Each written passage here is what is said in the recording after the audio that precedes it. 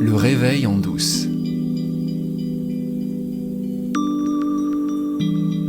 Ouais, je reviens de la salle de sport.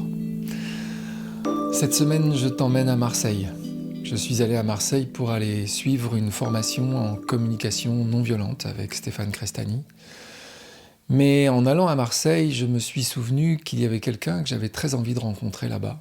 Et cette personne que j'avais très envie de rencontrer, c'est Anthony Béraud. Anthony fait partie de cette jeune génération, avec en particulier Thibaut Arbre ou Emmanuel Herrera. Ces jeunes gens qui nous parlent de non-dualité sur les réseaux et qui nous en parlent en français. Ça a été un régal de rencontrer Anthony, dont j'ai particulièrement apprécié l'ancrage, le calme, la force tranquille, pour reprendre un très vieux slogan qui parle d'un temps que les moins de 20 ans ne pouvaient pas connaître, et peut-être même les moins de 30 ans, voire les moins de 40 ans. Ouais, Anthony, c'est une force tranquille dont l'ancrage dans la réalisation du soi, dans l'éveil, est assez fascinant.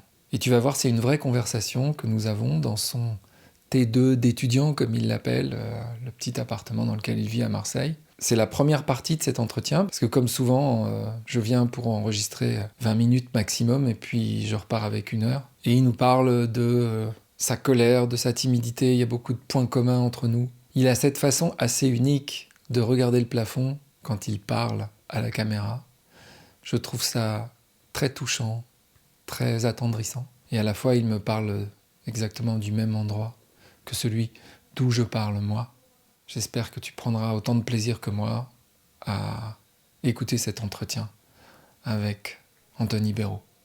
Compte tenu de tout ce que tu sais, de tout ce que tu vois, est-ce que tu as l'impression, parce que c'est une question qu'on me pose à moi dans les entretiens, que tout est écrit d'avance? Ah, bonne question. Ben, on peut le dire comme ça, mais en vérité, tout est maintenant, quoi. C'est pas que ce soit écrit à l'avance et qu'ensuite ça a lieu, c'est que c'est écrit et ça a lieu spontanément, comme ça. Maintenant, au-delà de l'idée d'un temps, on dit souvent que il n'y a que maintenant, parce que finalement, le temps, le passé, le futur, c'est de l'imaginaire, c'est juste des pensées. Donc tout s'écrit à chaque instant, mais c'est symbolique, quoi. Ouais, t'as pas le sentiment que c'est écrit d'avance, qu'il y a déjà un script, qu'il y a déjà un scénario qui a été écrit dans je ne sais quelle dimension. Ouais. Non, ouais, c'est pas à l'avance dans le sens où il n'y a pas de temps, quoi. Mais en même temps, je pourrais dire que oui, tout est écrit. Il n'y a pas un seul petit détail qui aurait pu être différent. C'est que vraiment, tout se passe exactement comme ça doit se passer. Et pourquoi? Ben, en fait, il n'y a pas vraiment de pourquoi. C'est juste quand on ne croit rien d'autre que juste ce qui se passe, ça se passe tel que ça doit se passer, eh ben, c'est juste ça, quoi. C'est pas une nouvelle croyance ou c'est pas une perception particulière, c'est justement le contraire, quoi. C'est que quand on regarde les choses telles qu'elles sont, les choses se passent telles qu'elles doivent se passer. Il n'y a pas de oui mais, tout oui mais serait mental, quoi. Et c'est là aussi la simplicité de l'éveil, c'est vraiment la vie telle qu'elle est, quoi. C'est pas du tout quelque chose qu'on rajoute. C'est simple. Bah, c'est un des trucs qui me frappe le plus quand je t'écoute. C'est que tu ramènes toujours à une espèce de simplicité quasi radicale, en fait. Hmm. Où, et, et, et alors, il y a quelque chose que j'ai... Oui, il y a une question que j'ai envie de te poser, parce que moi, je viens en 2 mots. Moi, je viens dans cette compréhension, dans cette façon de vivre, de voir qu'il n'y a rien, qu'il n'y a personne, mais qu'il se passe quelque chose quand même. Je viens de, et c'est ce que j'avais partagé aussi avec Olivia Sinet quand j'étais sur Olam, je viens de, disons, la dimension thérapeutique. Parce que ma femme était dépressive, parce qu'elle cherchait des manières de résoudre ce problème-là, non conventionnelles, on va dire, sans aller chercher dans la psychothérapie classique. Et donc, du coup, j'ai pris ce problème dans langue thérapeutique. Et dans langue thérapeutique, parfois, quand je dis aux gens, bah, il n'y a rien, ils me disent, mais encore. Ou alors il y en a qui disent, je sais qu'il n'y a rien, mais je souffre. Ouais. Il y a quelque chose, ça me suffit pas. Il y a quelque chose qui manque. On dirait qu'il y a quand même quelque chose qui va pas. Oui, d'accord, mais n'empêche que mon mari m'a quitté et il me manque affreusement et je ne sais pas comment faire avec ça. Mm. Est-ce que c'est le remède absolu de dire non, mais en fait, regarde, il n'y a rien. Bah, dans l'absolu, c'est ça la plus grande liberté, c'est de réaliser que, comme les sages peuvent le dire, il ne s'est jamais rien passé, mais ça peut pas être entendu par tout le monde apparemment. Et des fois, on a de si gros traumas que la thérapie peut être vraiment une bonne chose pour d'abord nettoyer le terrain. Il y a des choses qui sont pas entendables quand on souffre trop, quoi. Alors que pourtant, dans l'absolu, tout le monde est ce rien, ce silence de l'être, cette complétude. Ça, c'est clair, il y a pas de doute là-dessus. Mais pour certains, c'est compliqué à conscientiser parce que il y a comme trop de voiles d'illusion qui se sont installés par-dessus. Et c'est là que la thérapie est vraiment une bonne chose à ne pas. Voilà, c'est pas quelque chose à balayer, c'est vraiment utile à un certain point, quoi. Est-ce que tu es passé par là, toi? Un petit peu, ouais, ça, il y a quelques trucs qui m'ont fait du bien. Je dirais que ça m'a soulagé. Voilà, ça m'a pas libéré, mais ça m'a soulagé, et ça peut être vraiment une très bonne chose de se soulager, parce que des fois c'est si intense, la souffrance et tout. Mais en tout cas, ce que j'ai pu remarquer, c'est que il y a plusieurs choses qui m'ont soulagé, mais ce qui m'a libéré, c'est de réaliser qu'il n'y a jamais eu un moi personnel, quoi, que ça n'était qu'une croyance, la croyance en une individualité personnelle, la croyance d'être le corps.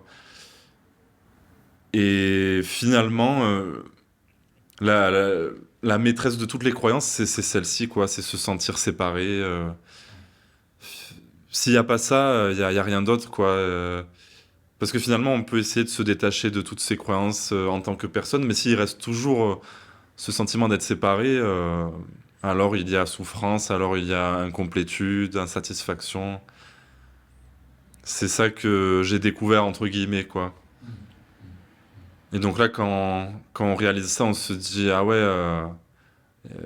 en fait, il n'y a jamais rien eu à changer, il n'y a jamais eu d'évolution personnelle, et c'est juste que depuis le départ, on était cette perfection, cette complétude, mais on ne la voyait pas, quoi. Ouais. Moi, c'est le truc qui me frappe le plus depuis que est-ce que j'ai accès à ça. Il y a une chose qui nous relie, en tout cas dans l'expérience de la personne illusoire, mais il y a quelque chose qui nous relie, tu parles beaucoup de la timidité. Mm. Moi, c'était ma maladie. C'était la peur des gens. Tu parles à un moment, je me souviens, tu dis, je ne pouvais pas regarder les gens. Ouais. Il y a une autre chose qui m'a aussi touché dans le témoignage que tu avais donné, je crois que c'est à Olivia aussi. C'est une histoire autour de la colère, ou autour d'une sorte je ne sais pas si c'était de la colère, du ressentiment ou quoi, mais je me souviens que tout le monde disait « Ah, mais il est d'un calme pas possible, Olivier et tout », alors qu'en fait, à l'intérieur, Ouais, toi il y avait aussi. ça. Ouais, il y avait ça. Tu peux me parler un peu de ça Ouais. Oui, c'est vrai, j'avais beaucoup de colère en moi. Et je pense que c'était lié, entre autres, au fait de m'être senti blessé à cause du monde. Je l'expliquerai comme ça, en tout cas, même si en vérité, je sais pas. C'est juste ce qui devait se vivre. Mais ouais, j'avais beaucoup de haine en moi et de frustration et tout ça. Et pourtant, déjà, à l'époque, les gens pouvaient se dire que j'étais très calme, etc. Voire même peut-être agréable et tout, mais je portais beaucoup de démons en moi, quoi. Et ça se voyait pas forcément. J'ai toujours été assez calme, assez discret, mais Mais ça veut pas dire qu'à l'intérieur, c'était pas l'enfer, quoi, au contraire. Et donc, ouais, j'étais un gros hater. T'étais un gros hater, ouais. Ouais. Ouais. Ouais, c'est ça. Bah, je jugeais énormément les gens. Puis ça devait me renvoyer tellement de choses. Voilà, rien que le fait de regarder quelqu'un dans les yeux, ça devait me renvoyer à mes propres limites. Et, euh, et donc, j'aimais pas vraiment les gens, sans trop pouvoir expliquer pourquoi. Mais voilà, ouais, j'étais un peu en mode laissez-moi tranquille, je veux parler à personne. Je, voilà, je rentre pas là-dedans, quoi. J'avais assez peu d'amis. Et j'ai toujours eu du mal avec les interactions sociales où il y a plus de deux personnes, quand il y a trop de regards sur moi, etc. Et ça veut pas dire qu'aujourd'hui il y a plus rien de tout ça, mais c'est juste que c'est ok, quoi. Alors qu'avant c'était pas du tout ok, en fait. C'est ça la grosse différence. Et si c'est ok, bah alors il y a pas de problème. En fait, c'est ça peut résumer l'éveil aussi, c'est vivre la vie telle qu'elle est, sans sans vouloir qu'elle soit autrement, sans résister, quoi. Et ça tout le monde le sait, mais et ça paraît compliqué à vivre, mais en fait, c'est simple, quoi. C'est vraiment démissionner voilà, de tout contrôle, de toute intervention, de vouloir changer les choses, quoi. Et je dis pas qu'il faut rien changer dans la vie et être victime de tout ce qui se passe, mais ce dont je parle, c'est intérieur, quoi. C'est vraiment voilà, il y a des choses qui sont ressenties, y a rien à en faire, quoi, justement. Et c'est ça l'accueil, c'est arrêter de vouloir de ne pas vouloir ressentir tel truc, de ne pas vouloir voir telle faille chez soi. On en parlait tout à l'heure en off de la vulnérabilité. C'est vraiment la clé. Quand on accepte d'être totalement vulnérable, alors on peut pas être attaqué, on peut pas. C'est ça la vraie force, quoi. Ouais. Ouais, moi, ça, c'est vraiment l'expérience que j'ai faite et que je continue de faire. C'est de me rendre compte que la vulnérabilité, c'est mon super pouvoir. Mm. Parce qu'en fait, la vulnérabilité, ça nous ramène à la nature de ce qu'on est vraiment. Ça nous ramène à la source, ça nous ramène à l'essence. Et l'essence, elle est invulnérable. Enfin, je veux dire, on est la totalité, on est l'expression de quelque chose comme ça. Ouais. Et la deuxième chose que ça fait pour moi, le truc fou, c'est que je me reconnais dans ce que tu dis par rapport à les jugements. Alors, les jugements, moi j'étais champion du monde, mais champion du monde des jugements. Ouais. Dès que des gens apparaissaient, tout de suite, Oui. je voyais tout. Alors, le nez, les vêtements, l'attitude, les mots utilisés, tout. Pa. Et il y avait toujours quelque chose qui n'allait pas. Et ça crée ça. C'était juste de la peur. Et aujourd'hui, quand j'ai par exemple, puisque maintenant je fais du coaching, j'ai des clients, je vois un truc incroyable, je me connecte immédiatement avec l'essence. Ouais. Et je vois la lumière. Même quand c'est des gens très bizarres, qui ont l'air perdus, ou qui sont même limite agressifs, tu vois, il n'y a rien à faire, je connecte avec ce truc. Je sais pas si tu ressens ça, toi. Ouais, complètement, ouais, ça me parle beaucoup ce que tu dis, c'est... Quand on voit les choses telles qu'elles sont, c'est comme si tout vibrait, cette complétude naturelle de la vie, cette grâce, et quelle que soit la forme, quoi, dans une absence totale de jugement. Alors ça veut pas dire que on peut pas avoir le mental qui juge, parce que finalement, c'est son rôle, mais quand on n'y est pas attaché, moi je dis souvent aux gens, je ne pense rien de vous, quoi, mais alors rien du tout. En vérité, hein, je ne pense rien du tout de vous, quoi. Et je les regarde comme je regarderais n'importe quoi, c'est-à-dire que ils sont la vie qui est partout, quoi. Après, je dis la vie, mais on pourrait dire la présence, la conscience, le divin, enfin voilà, tous les mots qu'on peut utiliser pour nommer cette essence, justement, ouais. Et il n'y a que ça, quoi. Donc, ouais, ça me fait pareil aussi, ouais. Et une fois, j'avais même dit à quelqu'un en entretien, tu vois, là, on passe un bon moment et tout, mais même si d'un coup tu te mettais à m'insulter, je t'en voudrais même pas, et je changerais même pas de regard sur toi. C'est tout pareil. Ouais, mais c'est ça. C'est ça qui est dingue. Ouais, C'est ça qui est fou. Est-ce que tu utilises le mot amour? ouais, ça m'arrive, mais j'ai conscience qu'il peut être mal interprété quand même, parce que ce qu'on connaît de l'amour, c'est l'amour humain, l'attachement émotionnel, les papillons dans le ventre et tout. Et alors que l'amour dont je parle, c'est pas ça.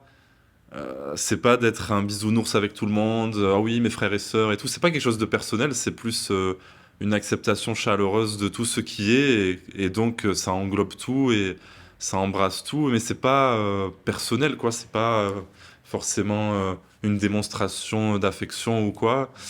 Donc j'en parle, mais je sais à quel point ça peut être mal compris, quoi, ouais. Ouais. Tu L'amour crois? inconditionnel. Ouais, ça peut créer des malentendus, tu dirais. Oui, c'est ça.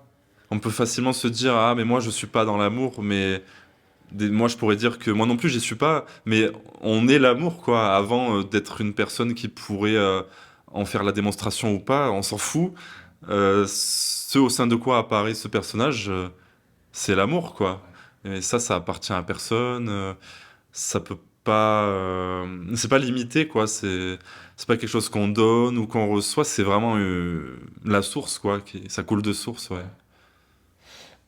Et moi qui ai tout appris avec les anglo-saxons, je constate que eux, ils n'ont pas de problème avec ça. Hmm. Et que l'amour, ça y va. Là, ce week-end, j'étais à Birmingham, donc il y avait un événement. Alors bon, je ne vais pas rentrer dans les détails de ça, tu vois, mais en fait, comme je suis beaucoup dans les milieux du coaching de vie anglo-saxon, il y a en particulier aux États-Unis, il y a un type qui s'appelle Steve Hardison, qui est considéré comme the ultimate coach. Et il est surtout célèbre, parce que les gens retiennent ça, parce qu'il fait payer $10 000 la séance. Si tu veux énerver quelqu'un, tu dis ça. Si tu veux ouais, créer de la séparation, Ouais. tu dis ça, tout de suite les gens me disent, et y compris d'ailleurs certaines personnes avec qui je travaille en Angleterre ou aux États-Unis, qui disent non, mais là, et moi je l'appelle Jésus avec une Porsche.